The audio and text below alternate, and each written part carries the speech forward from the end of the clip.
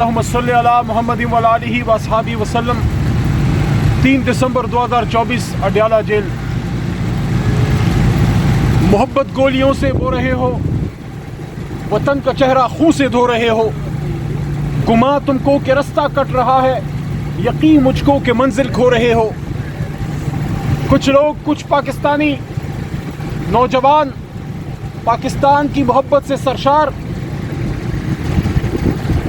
اپنے ملک کے دارالحکومت اسلام آباد اس امید، اس مان کے ساتھ آئے کہ وہاں ان کو سنا جائے گا، ان کی بات سنی جائے گی، وہاں ان کے اپنے ہیں، وہاں ان جیسے ہیں، وہاں ان کے ہمدرد ہیں۔ اگر ہمدرد نہیں ہیں تو کم از کم بات سننے کی ہمت و حوصلہ رکھتے ہوں گے۔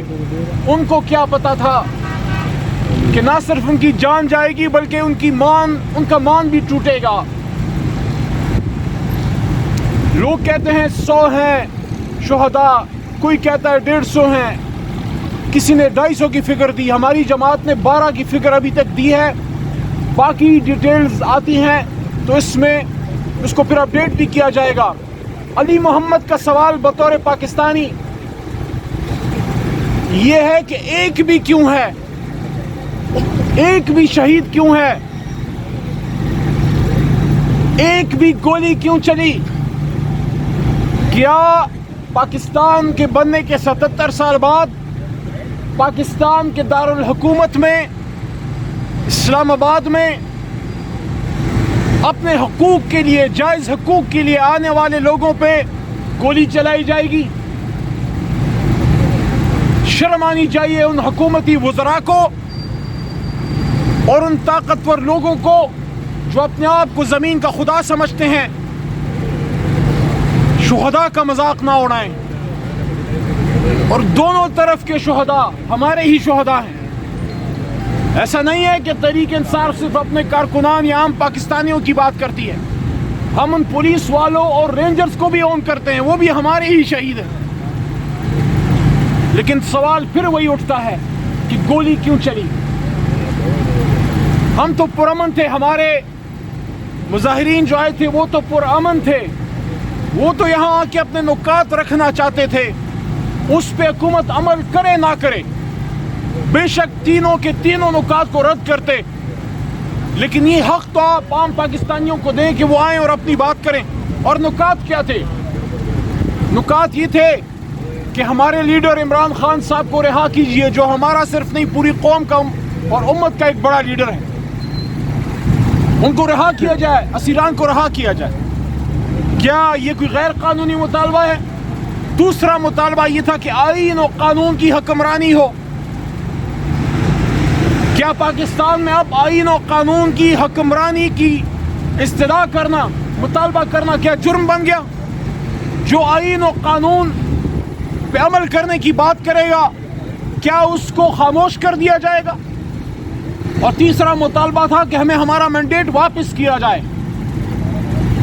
کیا یہ پاکستانی عوام کا حق نہیں ہے کہ 8 فروری کو جو جوک در جوک نکلے اور انہوں نے ووٹ ڈالا اسیر اڈیالہ قیدی نمبر 804 کے نام پہ پاکستان کی خاطر، وہ عوام آج اپنے ووٹ کی طلبگار ہے کہ ہمارا ووٹ کدھر گیا، ہمیں ہمارا مینڈیٹ واپس کرو؟ تو یہ 3 مطالبات تھے، اور ان 3 مطالبات کا جواب لاشوں کی صورت میں تحریک انصاف کو دیا گیا۔ ہم مطالبہ کرتے ہیں سپریم کورٹ جہاں موجود ہے وہاں ان گولیوں کی تڑتڑاہٹ سنی گئی ہوگی، وہاں بھی وہ چیخ و پکار پہنچی ہوگی جو زخمی بدنوں نے آسمان کی طرف دیکھ کر وہ صدا لگائی تھی۔ کبھی تاریخ میں ہم نے نہیں دیکھا کہ ایک شخص جام شہادت نوش کرتے ہوئے اپنے لیڈر کا نام خون سے قیدی نمبر 804 لکھ رہا ہے۔ کوئی آپ کو احساس ہے آپ کیا کر رہے ہیں؟ کوئی آپ کو احساس ہے کہ قوم کس طرف کھڑی ہو گئی ہے؟ قوم حق کے ساتھ کھڑی ہے، انصاف کے ساتھ کھڑی ہے، اور کوئی ہمیں یہ باتیں نہ بتائے۔ یہ ہماری جماعت کی اپنی انٹرنل ڈیبیٹ ہے، ڈی چوک تھا، سنجانی تھا، وہ ہمارا اندر کا معاملہ ہے۔ سیاست میں مختلف اسٹریٹجیز بناتے ہیں، یہاں آنا چاہیے، وہاں بیٹھنا چاہیے، یہاں سے اتنے لوگ نکلیں گے, وہاں سے اتنے لوگ نکلیں گے, آج نکلیں گے, کل نکلیں گے. یہ اسٹریٹجیز بنتی ہیں, کچھ کامیاب ہوتی ہیں, کچھ ناکام ہوتی ہیں. ہمارا تو سوال ہی صرف ایک ہے کہ گولی کیوں چلائی؟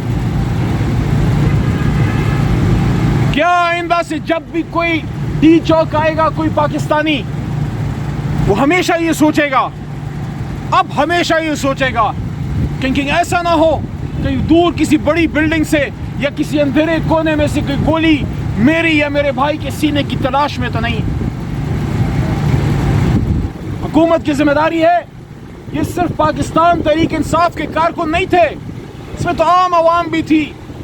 اور تحریک انصاف کا کارکن بننے سے پہلے ایک شخص پاکستانی ہوتا ہے.